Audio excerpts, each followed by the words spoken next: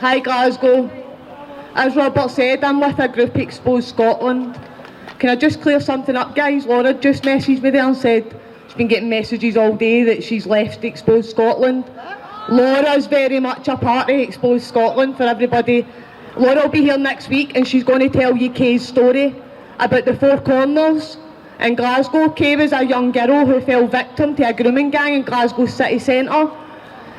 Kay became vulnerable because her father had a heart attack and her mother had a nervous breakdown. She went into our care systems in Scotland for just 6 months. She was 14 years old and fragile.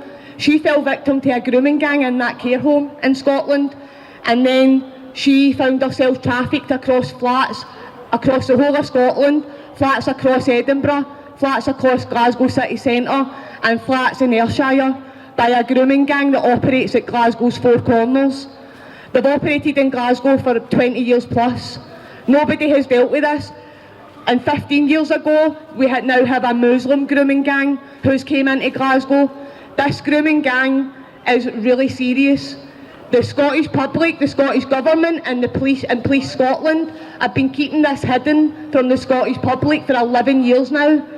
There's a massive problem with grooming gangs in Scotland, and these grooming gang members are driving about in Glasgow taxis. I don't know if you've heard about all the sexual assaults happening in children in Glasgow. I don't know if you have recently noticed that Glasgow taxis have all merged together. It used to be Hampden Cars and Glasgow Private Hire that the traffickers were working for. They're now Glasgow cabs. So I'm not sure if these people have taken over the taxis or whether it's a police operation that's taking over the taxis. But these groomers and these traffickers are still driving taxis. So when you book, please as well, that these guys are kicking about Glasgow city centre. There was an incident last week in Partick, and a girl was waiting outside a pub in Partick for a taxi, and these two Muslim guys drove up and said they were a taxi. She went to get in it, and a friend of ours noticed it wasn't a taxi, but she was too drunk and stopped the woman getting in. These guys got out the taxi and almost stabbed them to death. Right, these guys are portraying themselves as taxi drivers and stopping for your young when they're coming out of nightclubs. And this was a man that gets stabbed to death. So what was he going to do to that child if he got that child in the taxi? Right, this is horrific, guys. Sons and daughters are going missing all across Scotland, and it's because they're falling victims to grooming gangs. So just to give you an idea where these grooming gangs are operating, these grooming gangs are the guys that own your 24-hour shops, that are open, your newsagents, right, that are open through the night. A lot of these shops, these grooming gang members are running the takeaway shops that are opened all through the night. They're letting the young people sit in the back and take drugs and drink, and that's where it starts. They then threaten to tell their parents that they're drinking and taking drugs if they don't have sex for them. And then they get prostituted out flats across the whole of Scotland, and then once they've been trafficked across the flats, they get dumped at the Four Corners and they get made to wait for people to pick them up. I'm talking about 14-year-old girls in Scotland. You send your children just now into Glasgow city centre to buy clothes or Christmas presents, they're no safe. These guys work in your newsagents, they work in your takeaway shops, they work in your taxis, and they sit in every McDonald's throughout the city. Every single McDonald's are sitting in with video cameras. I wouldn't be surprised if they're spiking your children's Coca-Cola, there you go, when they're in this city themselves, it's that bad. So that's a wee heads up on the grooming gangs that operate at Glasgow's Four Corners. They're not only just the Four Corners, they operate across the whole of Scotland. It's bad in Partick, it's bad in Clydebank, it's bad in Cumbernauld. So all these places, these grooming gangs are operating in your towns, in your villages, in your cities. And it starts off with them running the local shops, the takeaway shops, and they drive the taxis. So they're constantly in contact with your children, and your children aren't safe. The Scottish Government are scared to tackle them and do anything about it because they're scared of being called racists. So because they'd rather not be called racists, they would rather let your children go and be raped, trafficked and abused and fall victims to these guys. So that's on the trafficking, and Laura's going to be here next week and she's going to tell you Kay's story about what happened to Kay. Kay's only 19 years old now and she is a warrior. That wee girl has come through so much. She was sleeping with up to 10, 15 men a day at 14 years of age and trafficked across this country, and now she campaigns for grooming gang charities and she fights back against us. She's such a warrior. And that's why we are here, and we want to make this as professional and as good as possible.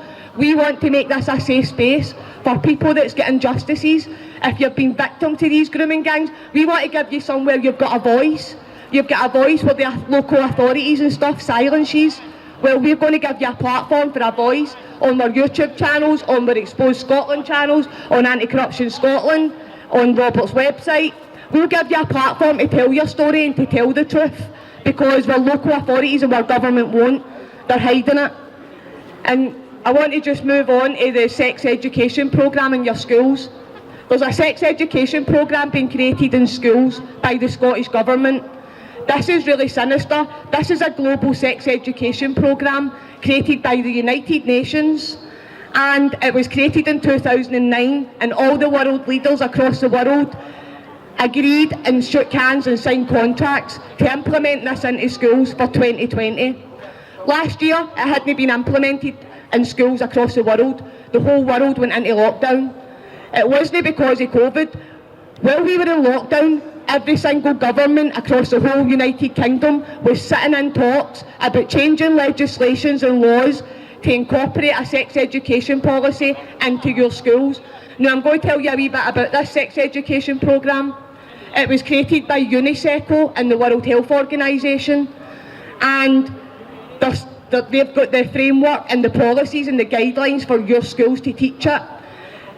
I was reading through the teaching documents of the Scottish Government. They've already legislated and made policy. Scotland still can opt out, and it comes under the new health and wellbeing consensus. I don't know if you're aware, under this health and wellbeing consensus and the relationship, sexual health and parenthood, this is the questionnaire that the Scottish Government have now put online to your children at 12 years old. This questionnaire is asking your children if they've ever had anal sex, if they've ever had penetrative sex, about all their sexual experiences. This is for children aged 12. All your children's, your local councils and your local authorities have been given the task of gathering all the information and data on your children, and it's for research purposes. Your children are under a massive research experiment. They're sexualising all the children, and they're going to gather data and research. All your local authorities have to do it on behalf of the Scottish Government, and then that research is to be stored and obtained, and that research will then be accessed by the Scottish Government. They'll be able to view it. I was looking at who can view it out of privacy and for your children, for data protection of your children, and who can view this information about your children is all the local authorities, their IT staff, the local governments, the Scottish Government and their IT staff can view this personal information on your children. Once the information has been given, it can never be retrieved because it's legislated. Once they have the information, there's legislation in place to say you can never, it's getting archived, it's getting sent to the Scottish Archives for research purposes. So because it's getting archived and stored in the archives, you will never be able to get that data back out once your child's answered their questions. Who else can view it? The Scottish Government have also said any charity that wants access to this research for research purposes, and any researcher. So I'm a researcher, so that means that I could apply to the Scottish Government and say I'm a researcher, prove I'm a researcher and say I want all the answers that the children answered in that certain area of Glasgow. What was their answers on the questions you asked them, and I'll be given that. So anybody can view this information in your children. There's a child protection issue in Scotland. This is really sinister, guys. I've looked into where your sex education comes from, and it does come from UNICEF. UNICEF have 4 tiers of child development, and one is from birth to 1 year old. This is for sexual, where they believe you should get sex education. From birth to 1 year old, from 1 to 4 years old, and from 4 to 5, they're saying is their most development stages. So they want children sexualised in nursery schools. This research will also be getting carried out if you have children and you put them in private nurseries from birth. This sexual education will be getting experimented on your children without your consent. They don't have to tell you about it because it's in their new health and wellbeing consensus, and one of the subjects is relationships, sexual health and parenthood. So this is aimed at sexualising children from 3 years old, and also gathering research data and experimenting how the children deal with that, how they cope with that.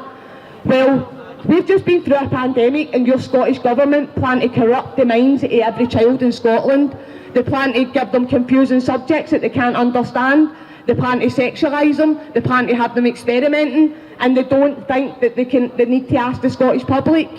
You just need to get a grip on your children. This is your children. You just need to protect them. The teachers aren't going to protect them. The Scottish Government haven't even got learning tools for this subject. They're advising the teachers to go onto websites of UNICEF and the World Health Organisation and use all the teaching documents. I've put some of the material that they are going to be using for primary fours out. That's the teaching documents that your children will be showed at 8 years old. Joanne's going to hold them up. So this is slides that will be shown in your children's classroom from 8 years old, and it will be explaining to them. I'll just give you an example, right? The teachers will be standing, and it will be like a projection board, and all these images will come up, and the teacher will go through slide by slide. And these are all just tests now. They have to practice and create their own relationship and sexual health and parenthood subject. They have to create their own tools for teaching it. They have to use all the resources on YouTube and Vivo, and there's another couple of sites, and they have to gather them all and create their own sexual subject. But this is for children from 8 years old that will be read out in your classes. If a man and a woman are having sex and they both want to do it, the man can put his penis inside a woman's vagina and gently move his penis in and out. This should feel nice for both people. Now this is for 8-year-olds. 8-year-olds aren't even old enough to understand that yet, but what do you think your child's going to be thinking about as soon as they've read that out in a class? They're going to be visualising that. And then there's two women in a bed. When a woman feels like having sex with her partner, her vulva and vagina might feel tingly and might be wet and slippery to touch. Now guys, if you think this is pornographic and for your children, this is what the Scottish Government are distributing to your children from 8 years old in primary schools under relationship, sexual health and parenthood. You can go and Google it, research it. It was co-created by UNICEF and the World Health Organisation, and it should have been implemented last year. We went into lockdown to change your whole school curriculum to incorporate sex education into every subject. I've read the government documents. The government guidelines are that the teachers try and incorporate it into everything. Science, maths, everything. So for instance, primary one, maths is count sections of the pride flag. So then they get educated in primary one about what the pride flag is. That's our sex education for primary one. But this, guys, goes, as I said, sinister, and it also is from 0 to 3 years old in the private nursery schools. Anybody that the Scottish Government gives funding to is who they can make implement this subject. So if you're a private school but you receive funding of the Scottish Government, you're getting made to do this as well. It's mandatory. But like I said, in Scotland, Wales don't have opt-out anymore. Wales, it's mandatory and they're going to court. There's no parental opt-out, and their children now have sexual rights. So because their children have sexual rights, they can't opt out because the parents denying their child sexual rights. Scotland, I read the Scottish Government documents, we can still opt out and put in no consent for the whole health and wellbeing subject. Your child will be taught something else, but it's important, guys, that we need to get into your schools and tell them we don't consent and remove this because we still lawfully can do it. So that's all I want to say, guys, and thanks again for coming and listening. And like I said, we will be here, we will be building on this. We're going to have speakers and stuff, right? It's always an open mic for people, but me and Robert feel what we're doing is so important that we need to keep it, that people know what we're talking about. We need people up. So see if you want to talk about something or a subject, pick something this week and prepare yourself for next week. Get your research, your evidence, your facts, be able to back everything up you say, because me and Robert can, everything's backed up with evidence, facts, and that's the way we want to take it forward. And we want other people to do the same. If you've got an injustice, If you've got something you want to speak about, get your stuff together and speak to us, and we'll give you a platform to speak on and speak to the public. So guys, thanks again everybody, and thanks to everybody that supports us all the time. But our children are only safe in Scotland, and us as the adults need to get our head together and do something about it. Hi everyone. Right, it's Christmas time coming up and we all want to hold our family close and dear. Jamie's still missing. Jamie Cannon went missing on the 20th of May 2021 from Saltcoats. Jamie's 19. He was last seen at 10:26 hours in Kerr Avenue. A further sighting was then reported at 10:33 in Auchengarvey Golf Course in Stevenson. Stevenson, described as being 6 foot tall, white, dark hair. Jamie was last seen wearing a light blue jacket, grey jogging bottoms and grey trainers, and he was carrying a grey camouflage backpack. His disappearance is totally out of character, so his family and his friends are concerned for his welfare. We are now sitting at over 180 days this boy's been missing. So, you see his post on Facebook, share it. You see a poster, take a picture, share it, get it onto your social media and get this boy home to his family. His name's Jamie Cannon. Thank you. We support Reese's family, and Reese was a young boy who went missing 2 years ago. He was missing for 15 days. During that 15 days, his family was aware that police were doing a missing person search. They weren't. Nobody was looking for Reese. 15 days later, Reese's mother seen a Facebook video where her son was tied with 2 pieces of rope by Police Scotland and dragged over rough, hard ground. She seen that Facebook post and discovered that her son had been found. No mother in Scotland should have to see or hear about their child being found in that way. Reese Bonner was 19 years old.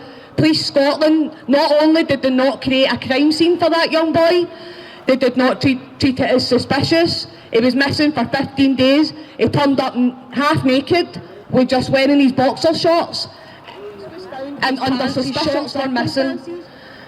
And the last person to see him alive is a known scumbag who has been responsible for 6 people's deaths, or she's been present when 6 people have died in her company.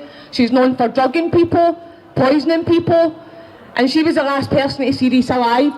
So, but she's a police informer, so Police Scotland, what did they do with Reese? They destroyed the crime scene, they put rope on him, they destroyed any evidence that was on his body.